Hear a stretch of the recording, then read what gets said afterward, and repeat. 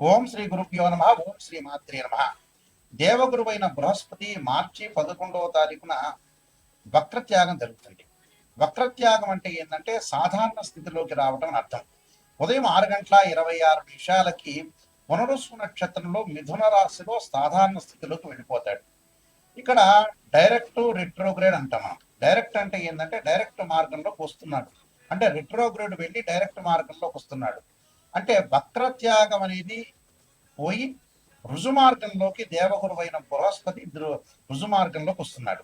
ఇక్కడ గురువు సంతానకారకుడు, అలానే విద్యాకారకుడు, భాగ్యకారకుడు, లాభకారకుడు, యశస్సుని, కీర్తిని, విద్యని, ఫైనాన్షియల్ పరంగా గ్రోత్ చేసే కారకత్వాన్ని వహించే గ్రహం ఏమిటి అంటే గురువు అని అర్థం. ఈ దేవగురువు అయిన బృహస్పతి మొన్నటి వరకు కూడా వక్రస్థితిలో ఉన్నాడు. ఈ వక్రస్థితిలో మార్చి 11వ తారీఖున వక్రస్థితి నుంచి వెళ్ళి సాధారణ స్థితిలోకి వస్తున్నాడు. సాధారణ స్థితిలోకి వచ్చినప్పుడు మరి ద్వాదశ రాశుల వాళ్ళకి ఎలాంటి ఫలితాలు జరగబోతున్నాయి అంటే, ముఖ్యంగా ప్రధానంగా అన్ని గ్రహాల్లో ముఖ్యమైన గ్రహం ఏమిటి అంటే గురువు. అందువల్లే పాత రోజుల్లో మనకి గురుబలం ఉందా అని చూసేవాడు. అంటే వివాహానికి కానీ, అలానే సంతానానికి కానీ, ద్వితీయ భావకారకుడైన అంటే ద్వితీయ భావకారకుడు, పంచమ భావకారకుడు, అలానే భాగ్యభావకారకుడు, లాభభావకారకుడైన గురువు ఏ విధంగా ఉండబోతున్నాడు అంటే, ఆర్థిక స్థితిగతులు మెరుగుపరచబోతున్నారా, సంతానం కలగబోతుందా, వివాహం కలుగుతుందా, కుటుంబ పరంగా చిక్కులు అనేవి ఎలా ఉండబోతున్నాయి, చిక్కులు ఉంటాయా, విడిపోతాయా, ఇవన్నీ కూడా దేవగురు అయిన బృహస్పతి ద్వారానే మనకు తెలుస్తుంది. ఇవన్నీ కూడా గోచారరీత్యా ఫలితాలని చెప్పబోతున్నాం. అంటే ఇవన్నీ కూడా గోచారరీత్యా మనం తెలుసుకుంటే మనకి ఎలాంటి మన పరిహారాలు చేసుకోవాలి, ఏ విధంగా వెళ్ళాలనేది మన నిర్ణయం ఖచ్చితంగా తీసుకోవచ్చు. ముఖ్యంగా ద్వాదశ రాశుల వాళ్ళందరికీ కూడా గురువు ఎలాంటి ఫలితాన్ని ఇవ్వబోతున్నాడో మనం ఒకసారి తెలుసుకుందాం. సింహరాశి వారికి ప్రధానంగా పంచమాధిపతి, అష్టమాధిపతి అయిన గురువు లాభస్థానంలో ఉన్నాడు. ఎప్పటి వరకు? మార్చి 11వ తారీఖు నుంచి జూన్ 1వ తారీఖు వరకు లాభంలో ఉన్నాడు. అనేకమైన లాభాలు విద్యార్థులకు చాలా అనుకూలంగా ఉంటుంది.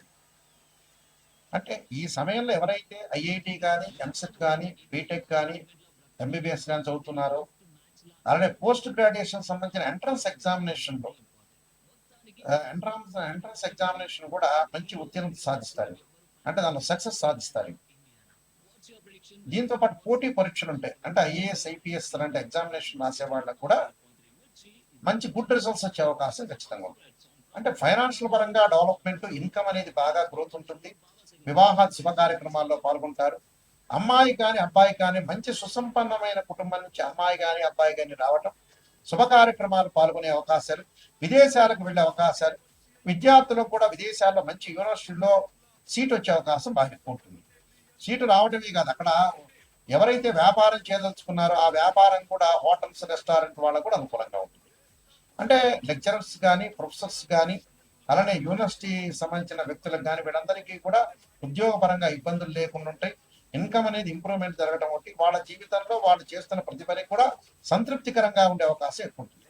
ఇంకా మంచిగా జరగాలి అని అంటే, తప్పకుండా బాగా జరగాలంటే వీళ్ళు చేయాల్సింది ఏమిటంటే శనగలు దానం చేయటం ఒకటి, ఎల్లో కలర్ క్లాత్ అనేది దానం చేయటం, గురువుకు అభిషేకం చేయటం వల్ల కూడా మంచి జరుగుతుంది. అంటే టోటల్గా ఎవ్రీథింగ్ విల్ బి ఓకే అని చెప్పుకోవచ్చు. వీళ్ళకి అంత అనుకూలంగా ఉంటుంది. ఈ గురువు వల్ల ఈ గోచారీత్యా మనకి గురుగ్రహం అనేది సంవత్సర కాలం పాటు ఉంటుంది. ఒక రాశి నుంచి మరో రాశి మారుతుంది. గురువు అనుకూలంగా ఉండటమేనే ప్రధానమైన విషయం.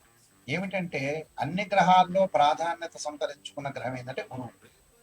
గురువు కుటుంబకారకుడు, సంతానకారకుడు, భాగ్యకారకుడు, లాభకారకుడైన గురువు అనుకూలంగా ఉంటే కీర్తి ప్రతిష్టలు, ధనవృద్ధి కలగటం, అలానే ధనవృద్ధితో పాటు లాభాలు, ఫైనాన్షియల్ పరంగా ఇన్కమ్ కలగటం, సంతానం కలగటం. సంతానం సంపర్కం అన్నారు, సంతానం కలిగేది గురువు ద్వారానే. కుటుంబ పరంగా ఇబ్బందులు లేకుండా ఉండటం, కుటుంబ పరంగా అన్ని కూడా అనుకూలంగా ఉన్నారంటే గురువు అనుకూలంగా ఉండాలని అనుకుంటున్నాం. ఇప్పుడు చెప్పిన ఫలితాలన్నీ కూడా గోచారరీత్యా చెప్పబడే ఫలితాలు అంటారు. అంటే what is the difference between transit system and birth chart? Transit system అంటే ఏంటంటే గ్రహాల యొక్క మూమెంట్స్, అంటే ప్రతి నెలలో కూడా మనం రాశి ఫలితాలు చెప్పుకున్నట్టనే గ్రహాలన్నీ కూడా మారుతూ ఉంటాయి. ఈ గ్రహాలన్నీ మారుతున్నప్పుడు ఈ నెలలో ఈ విధంగా జరగబోతుంది అనేది గోచారం. అంటే ఎగ్జాంపుల్ ఏంటంటే ఒక చెట్టు ఉంటుంది, ఆ చెట్టు మీద వేళ్ళు ఉంటాయి, ఆ వేళ్ళని ఏమంటారంటే బర్త్ చార్ట్ అంటారు. ఆ వేళ్ల పైన కాండం వచ్చి కొన్ని కొమ్మలు వచ్చి కొమ్మలకి ఆకులు రావడానికి గోచారం అంటారు. ఎందుకంటే ఆ ఆకులు ఎప్పుడైనా సరే ఒక చెట్టుకి మనకు రైన్ సీజన్లో ఆకులు వస్తాయి, అలానే మనకు వచ్చేటప్పటికల్లా వింటర్ సీజన్లో అలానే ఉంటాయి, సమ్మర్ సీజన్లో కింద రాలిపోతుంటాయి. అంటే మళ్ళీ కొత్త ఆకులు పుట్టుకునే వచ్చే అవకాశం ఉంటుంది. అదే గోచారం అంటారు. బర్త్ చార్ట్ ఏంటంటే పర్మినెంట్, అదే this is the natal chart అంటారు.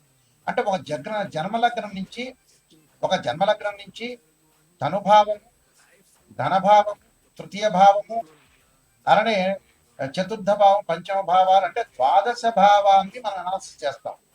ఉదాహరణకి ధనుభావానికి రవేధిపతి, ద్వితీయ భావానికి గురువు, అలానే తృతీయ భావానికి కుజుడు, చతుర్థ భావానికి చంద్రుడు, పంచమ భావానికి గురువు, అలానే షష్టమ భావానికి కుజుడు, సప్తమ భావానికి వచ్చేటప్పటికి శుక్రుడు, అష్టమ భావానికి శని. ఇలా మనం లెక్క వేసుకుంటాం. లెక్క వేసుకున్నప్పుడు గురువు ద్వితీయ భావానికి కారకుడవుతాడు, అలానే పంచమ భావ కారకుడు అవుతాడు, లాభభావ కారకుడు కూడా, భాగ్యానికి సంబంధించిన భావకారకుడు కూడా గురువు. అంటే అన్ని గ్రహాల్లో అతి ప్రాధాన్యం కలిగిన గ్రహం ఏమిటి అని అంటే గురువే. ఈ గురువు ఎలా ఉన్నాడు జాతకరీత్యా మనం తప్పకుండా చూసుకోవాలి. గురువు యొక్క రిజల్ట్స్ ఎలా ఉండబోతుందో చూసుకోవాలి. ప్రధానంగా గురువు కొన్ని నక్షత్రాల్లో ఉండదు. అవేమిటి? అశ్విని, మఖ, మూల, ఆరుద్ర, స్వాతి, శతభిషము, దానితో పాటు పుష్యమి, అనురాధ, ఉత్తరాభాద్ర నక్షత్రంలో ఉండకూడదు. జన్మలగ్నం నుంచి 6, 8, 12 స్థానాల్లో గురువు ఉండకూడదు. గురువు రాహుతో గాని, కేతువుతో గాని, శనితో గాని కలిసి ఉండకూడదు. నేను చెప్పే నక్షత్రాల్లో కూడా ఉండకపోవడం అనేది చాలా మంచిది. అయితే ఇవన్నీ కూడా ఏమిటంటే బర్త్ చార్ట్ని అనుసరించేవి. గోచార రీత్యా 2, 5, 7, 9, 11 స్థానాల్లో గురువు ఉంటే మంచివాడు గోచార పరంగా. బర్త్ చార్ట్కి సంబంధించిన కండిషన్స్ వేరు, అలానే గోచారానికి సంబంధించిన కండిషన్స్ వేరు. గోచార పరంగా మటుకు 2, 5, 7, 9, 11 స్థానాలు గురువు ఉంటే మంచివాడు. మిగతా స్థానాల్లో ఉంటే మిశ్రమైన ఫలితాలు ఉంటాయి. బర్త్ చార్ట్ను అనుసరించి మటుకు వేరే విధంగా ఉంటుంది. కాబట్టి ఇక్కడ గురువు ఎలా ఉంటున్నాడు అంటే బర్త్ చార్ట్లో ఒక రకంగా, గోచార రకంగా వేరే రకంగా ఉంటుంది. అయితే ఇది కన్ఫ్యూజ్ పడకుండా ఏ స్థానాల్లో ఉన్నారు, ఏ విధంగా ఉండబోతున్నారు, మనకి ఎలాంటి ఫలితాలు వస్తాయి అనేది ఆలోచించేది. అంటే ఇక్కడ కన్ఫ్యూజ్ ఏమీ లేదు. బర్త్ చార్ట్లో ఒక రకంగా నియమాలు ఉంటాయి, గోచార రీత్యా వేరే రకంగా నియమాలు ఉంటాయి. ఇప్పుడు మనం గోచారం నుంచి ప్రకారంగా చెప్పుకుంటున్నాం కాబట్టి 2, 5, 7, 9, 11 స్థానాల్లో ఉంటే గురువు మంచివాడు, మిగతా స్థానాల్లో ఉంటే మంచివాడు కాదు అని అర్థం. ఇలాంటివన్నీ కూడా ఎప్పుడు కూడా జాతకాన్ని చెప్పించుకునేటప్పుడు నెగిటివ్ అనేది చెప్పించుకోవాలి. నెగిటివ్ పాజిటివ్ రెండుగా చూసుకోవాలి. నెగిటివ్ ఏదైనా ఉంటే దాన్ని పాజిటివ్గా చేసుకోవాలి. అంతా పాజిటివ్ అనేది ఆలోచన చేయొద్దండి.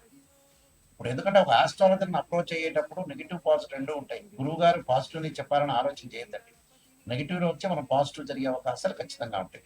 కాబట్టి భయభ్రాంతులు చెందాల్సిన పని ఏం లేదు. నేను నెంబర్ ఆఫ్ ఆస్ట్రాలజీ బుక్స్ రాసిన కాలసర్పయోగము, కాలసర్పయోగ చంద్రిక, రాహుకేతులు, ఛాయాగ్రహాలు, పుత్రగణప్తి వ్రతము, స్వప్నశాస్త్ర ఫలదీపిక, అలానే బృహత్పరిహార సింధు, దాంతోపాటు సర్వదేవతా గోత్ర ప్రవర్లు పార్ట్ 1, పార్ట్ 2 ఒకటి, అలానే మీకు నవగ్రహాలకి పారాయణం చేసుకునే స్తోత్రాలు, దశమహావిద్యలకు సంబంధించిన అమ్మవారి యొక్క పారాయణం చేసుకోవటం, అలానే బృహత్ పరిహార సింధు, ప్రొడక్షన్ ఆఫ్ అనే నెంబర్ ఆఫ్ ఆస్ట్రాలజీ బుక్స్ రాశాను.